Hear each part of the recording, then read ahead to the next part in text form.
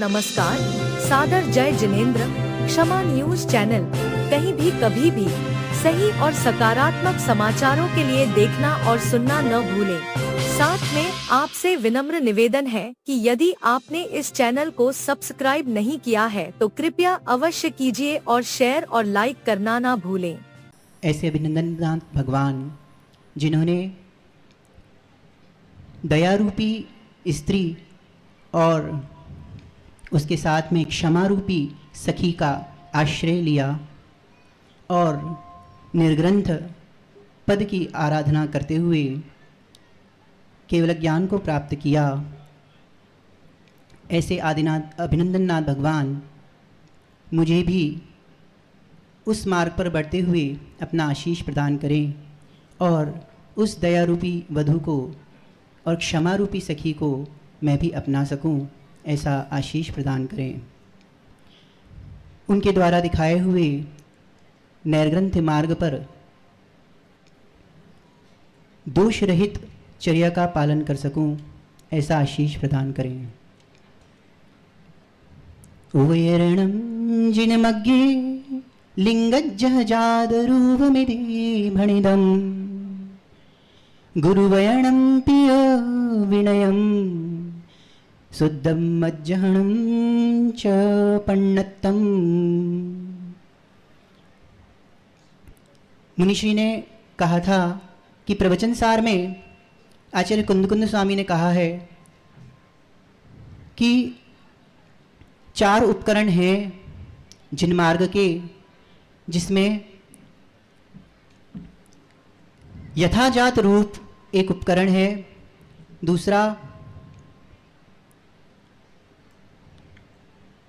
विनय और गुरु के वचन और विनय, और चौथा श्रुत का अध्ययन। तो गुरु के वचन तो बहुत पहले मिल गए थे कि जहाँ से आए हो वहीं लौट जाओ।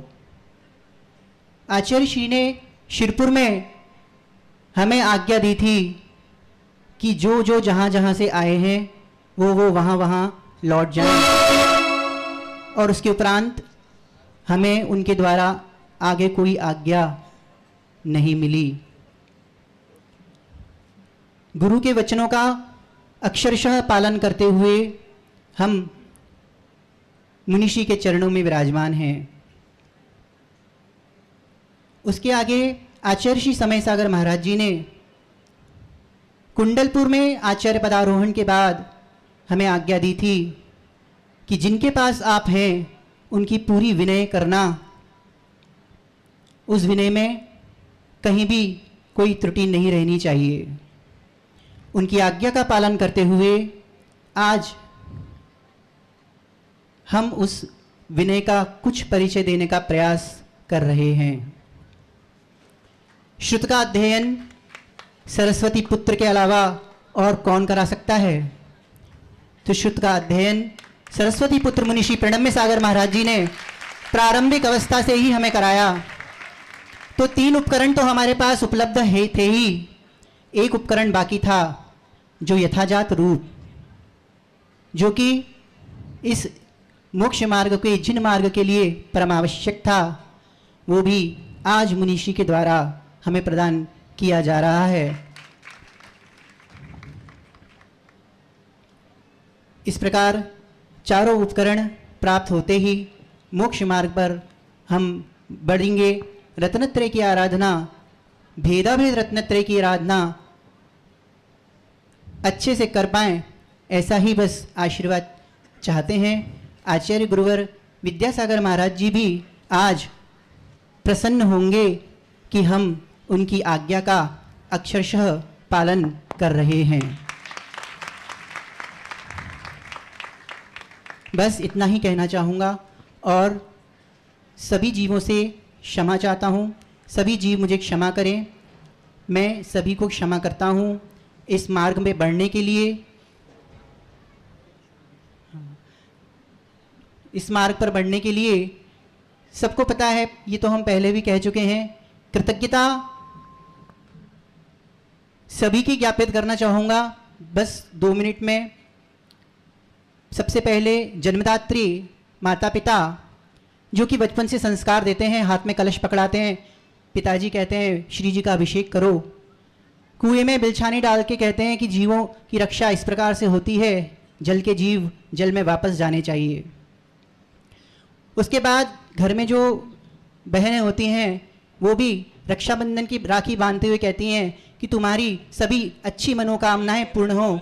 इस प्रकार से स्वयं भी ब्रह्मचर्य व्रत का पालन कर रही हैं और आचार्य से कहती हैं कि आप भाई को दीक्षा दे दीजिए, घर में माता पिता को हम संभाल लेंगे। ऐसे गायत्री बहन। उसके बाद मार्ग में ऐसे कल्याण मित्रों की परम आवश्यकता होती है जो समय समय पर हमें संभालते रहें। और हमारे लिए तो ऐसा लगता है कि गुरुजी के पास भी वो कल्याण मित्र ही लेके गए थे। तो अंकित भैया भी आज इस सभा में उपस्थित हैं। समय समय पर सभी, पुणे में भी कई कल्याण मित्र मिले, गुड़गांव में भी कई कल्याण मित्र मिले, सबने ही हमें मोक्ष मार्ग पे बढ़ने में सहयोग किया। हम सभी का आभार व्यक्त करते हैं। आभार तो शब्दों में क्या ही व्यक्त कर सकते हैं, लेकिन फिर भी उनने जो कुछ हमारे लिए किया, आज उस पद की प्राप्ति हो रही है। तो सभी का हम धन्यवाद करते हैं। सभी हमें क्षमा करें, हम सभी को क्षमा करते हैं।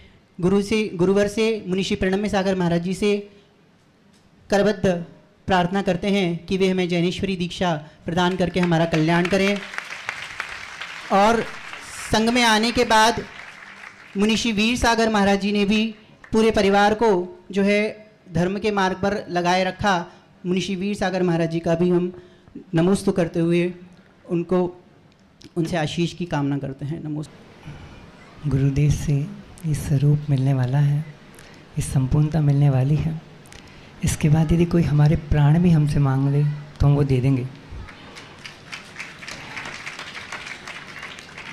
क्योंकि गुरु ने इतना दे दिया है, इतना समझा दिया है कि आप अब मरण का भी मरण निश्चित रूप से करेंगे। इतना ज्ञान गुरु ने हमें दे दिया है। एक माँ ने बचपन में लंगोटी पहनाई थी, जब तो शायद हम कुछ बोल भी नहीं पाते होंगे। एक माँ आज लंगोटी निकालने के लिए बोल रही है। वो बुद्धिपूर्वक है, वो हम मान लेते हैं, उसमें हमारा ही भला है। और जो पितृतुल्य गुरु बैठे हैं सामने, हमें तो ये भी नहीं पता था ये आचार्य श्री के शिष्य हैं। 13 महीने बिल्कुल एकांत में रहने के बाद एक बंद कमरे में बाहर निकलकर देखा तो एक नगर में महाराज आए हैं। पता लगा वो आचार्य श्री के शिष्य हैं। बाद में पता लगा, जब उनसे निवेदन करने गए तो उन्होंने कहा चलो हमारे साथ। जानना पहचान, पहले कभी सुना नहीं, समझा नहीं, एकदम आत्मा से भरा ही चलो, अभी चलो। जब घर लौटे, गुरुजी ने कहा कि आज चले जाओ, कल बिहार होगा तो कल सुबह आ जाना। जब कल घर पहुँचे शाम को, तो देखते कि घर वालों को पता लगा तो सबने ताले लगा दिए घर पे कि अब नहीं जाना, कहीं नहीं जाना। तो क्या करते फिर? सुबह सब पूरे दरवाजे पे बैठे हुए थे, हम ऊपर अपने कमरे में सो गए जाकर। और फिर नीचे आते हैं तो देखते हैं 3 बजे बिल्कुल। तो हमने कहा ये तो दरवाज़ा खोलेंगे नहीं, तो हम ही छत से कूद के चले जाते हैं। तो सबको पता था ये कूद जाएगा। तो उन्होंने कहा चलो वहाँ से मरे इससे अच्छा। तो दरवाज़ा खोल दिया। और वो दिन था 2019 16 जून, और 15 जून को इस देह का जन्म हुआ था। सबसे बड़ा गिफ्ट भगवान ने हमें यही दिया है कि 16 जून को हमें गुरु दे दिए। और उस दिन के बाद गुरु जी ने एक चतुर्मास रखा, फिर घर भेज दिया। जब कुछ समझ में नहीं आया, फिर दोबारा बुलाया, फिर भेज दिया, फिर बुलाया, फिर भेज दिया। इससे बड़ी परीक्षा और इससे बड़े धैर्य ये सब गुरु का ही दिया हुआ है। एक बार को तो लगा था कहीं कुछ होगा कि नहीं होगा। ऐसी ब्रह्मचारी अवस्था में ही रह जाएंगे क्या? लेकिन फिर भी गुरु तो गुरु ही होते हैं। एक छोटी सी बात कहना चाहूँगा आप लोगों से। वैदिक परंपरा में एक ग्रंथ है महाभारत, उसके अंत में चलते हैं। पांडव और को थोड़ा नीचे कर दो।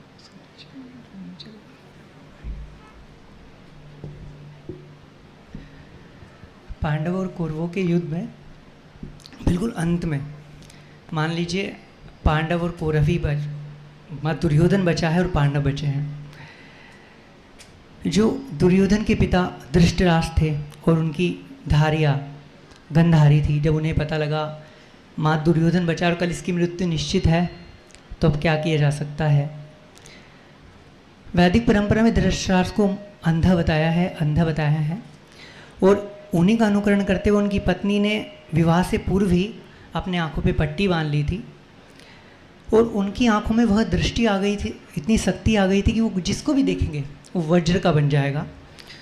तो पुत्र मोह के वशीभूत होकर उन्होंने कहा, बेटा आज रात्रि में तुम्हें दिगंबर रूप में निवस्त्र होकर हमारे सामने आना है, बस कुछ नहीं पूछना आना है। अब पुत्र मोह था। ये बात श्री कृष्ण को पता लगी कि अगर गांधारी ने इसे देख लिया इस रूप में तो पांडव इसे कभी नहीं हरा सकते क्योंकि ये वज्र का हो जाएगा। अब श्री कृष्ण है तो उन्होंने कुछ षड्यंत्र रचाया और कहा, इतना बड़ा नंगा जाएगा माँ के आगे, शर्म नहीं आएगी, हट। ऐसे करके उसके गुप्तांगों को ढंकवा दिया और जब वो माँ के आगे गया और जब उसने माँ ने उसकी अपनी पट्टी निकाली नेत्रों पर, उसे देखना प्रारंभ किया, नीचे से देखना प्रारंभ किया, माँ गुप्त अंगों को छोड़कर बाकी संपूर्ण शरीर वज्र का कर दिया था। गुप्त अंगों को इसलिए वज्र का नहीं कर पाई थी क्योंकि वस्त्र आवरण था। तो सिद्ध होता है, क्या सिद्ध होता है, माँ तो हमें भी वज्र का कर देगी लेकिन निग्रंथ रूप चाहिए।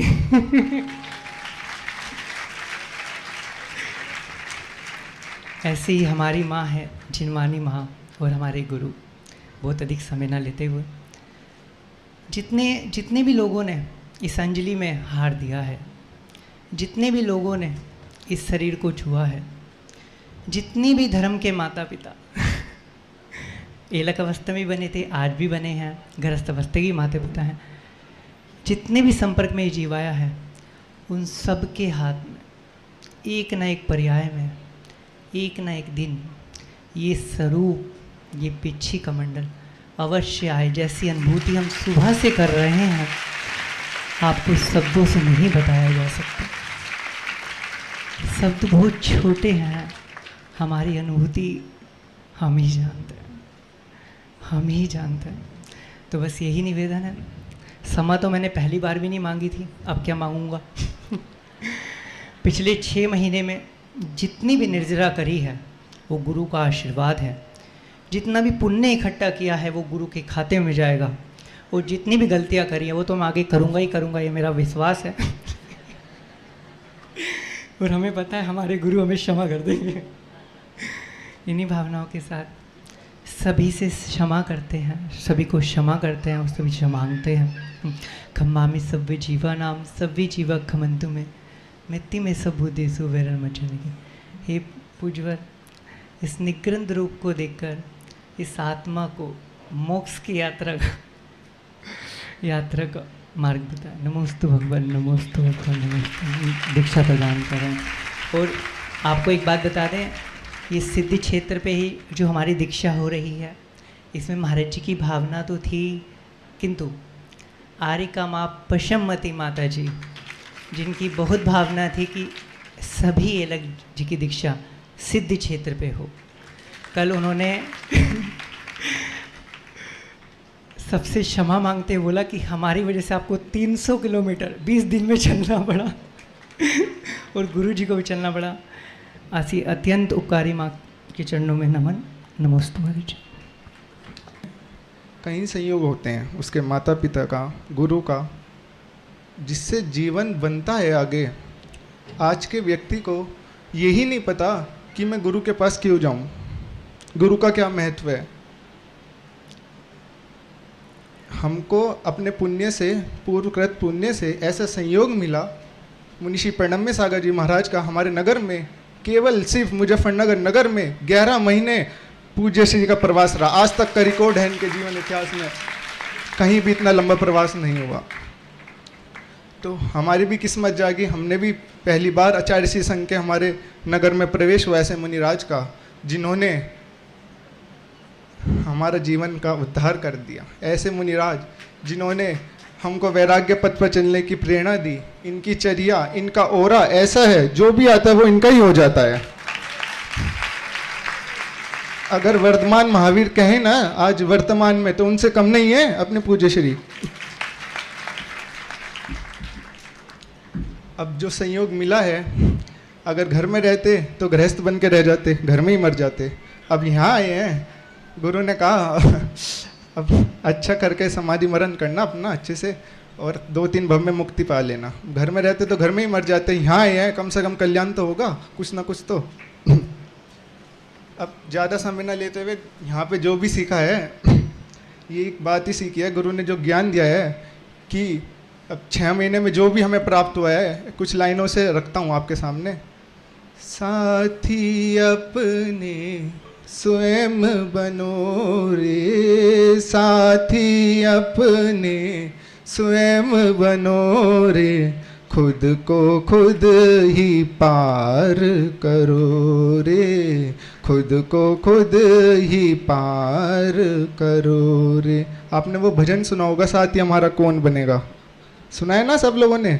ये उसका रिप्लाई है कुछ लाइनों में, खुद को खुद ही खुदा बना रे, खुद को खुद ही खुदा बना रे, साथी अपने स्वयं बनो रे, साथी अपने स्वयं बनो रे, खुद को खुद ही खुदा बना रे, खुद को खुद ही पार करा रे। बोलिए अरहम्य प्रणेता परम पूज्य ऋषि प्रणम्य सागर जी महाराज की।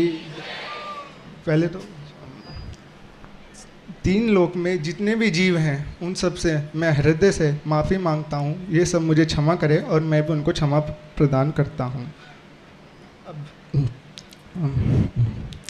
महाराज जी आपके निवेदन, आपके चरणों में ये निवेदन है कि हमको निग्रंथ दीक्षा देकर अनुग्रहित करें। नमोस्तु भगवान, नमोस्तु भगवान, नमोस्तु भगवान। और कहीं 100 किलोमीटर की दूरी हार जाती है कुछ कदमों की दूरी से। ऐसा ही प्रसंग आता है जब आचार्य भगवान के चरणों में जाते थे, कितना लंबा सफ़र करके जाते थे, और वो आचार्य भगवान के कक्ष तक के जाने के 4 कदम की दूरी से वो कई 100 किलोमीटर का सफ़र हार जाता था। लेकिन वो 4 कदम की दूरी पार करने से जीवन परिवर्तित हो जाता है। यही क्षण हमारे जीवन में भी 11 मई 2023 में डोंगरगढ़ की भूमि पर आया कि उन्होंने हमें ब्रह्मचर्य व्रत प्रदान किया। 30 अगस्त 2024 खजुराहो की भूमि पर आचार्य श्री समय सागर जी महामुनिराज ने 2 प्रतिमा के व्रत हमें प्रदान किए, और 2 दिसंबर 2025 रुड़की पंचकल्याणक तप कल्याणक के दिन परम उपकारी गुरुवर श्री प्रणम्य सागर जी महामुनिराज ने हमें 7 प्रतिमा के व्रत प्रदान किए, और 4 दिसंबर 2025 को हमारा गृह त्याग हुआ और हम भी गुरु के साथ विहार में सम्मिलित हो गए। जिस तरह की हम साधक तो अलग अलग हो सकते हैं, लेकिन हमारा साध्य और साधन तो एक ही है। आचार्य भगवान के जाने के बाद जो सपने सजाए थे जीवन में, वो कहीं टूट रहे थे, उसमें परम गुरुवर ने आकर जो उन्हें संभाला और पुनः नवीन आकार दिया, उसके लिए हम उनके कृतज्ञ हैं। सदा उपकारी रहेंगे। इस उपकार दिवस पर उनके चरणों में ये निवेदन करते हैं कि हमें जैनेश्वरी दीक्षा प्रदान करें और खम्मा में सब जीवाणाम सभ्य जीव खमंतु में सभी जीव हमें क्षमा करें, हम भी सभी जीवों को क्षमा करते हैं। नमोस्तु भगवान, नमोस्तु भगवान। क्षमा न्यूज चैनल देखने के लिए आपको बहुत बहुत धन्यवाद। सादर प्रणाम। सादर जय जिनेंद्र।